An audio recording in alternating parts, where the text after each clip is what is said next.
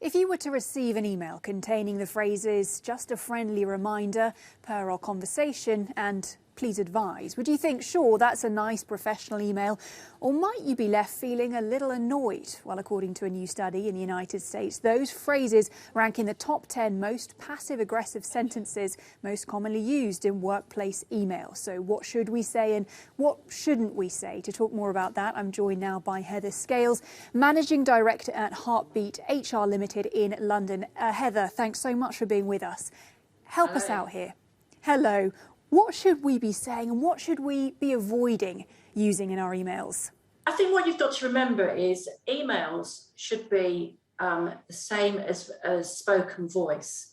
I think what happens is what individuals tend to do is hide behind emails. So if they want to deal with conflict, instead of speaking to the person face to face, they will go into an email and write perhaps an email that's not necessarily appropriate. So I think what we've got to think is it's the basics. How would we want to talk to individuals and like to be spoken to? Then what we do is then translate that on an email to individuals.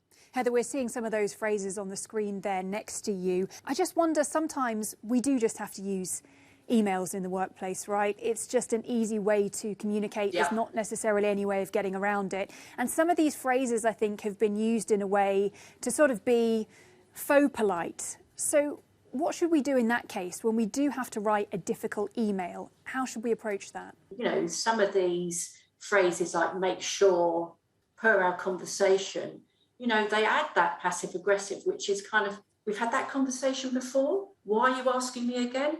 So really think about what you're writing, because the recipient may possibly receive it and understand it in a different way. You know, I work here at an international media organisation. A lot of people are using English as a second, third language, for example. Quite a few people were actually really surprised to hear that "kind regards" could be considered as passive-aggressive. Do you think perhaps that in English there's kind of more attention paid, or people feel a little bit more sensitive about this language, and some other languages are maybe a little bit more direct?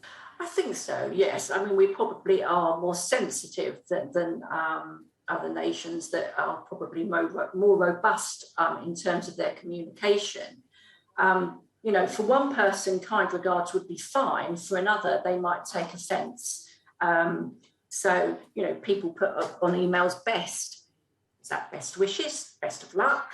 So, you know, we have to think about the audience that we're sending the email to. Just one last point, just to be really clear. I mean, I think I've been using "kind regards" as one step up from saying "best regards," as if to say thank you very much.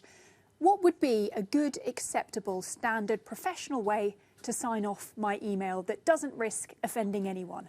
Well, I suppose if you look at it in terms of formal letters, you know, we say "yours sincerely," but then that seems a bit too formal for an email. So I think regards is fine. Best regards. I will stick to that. Heather Scales, some really interesting insights there, and a very genuine thank you for being with us. Thanks, Heather.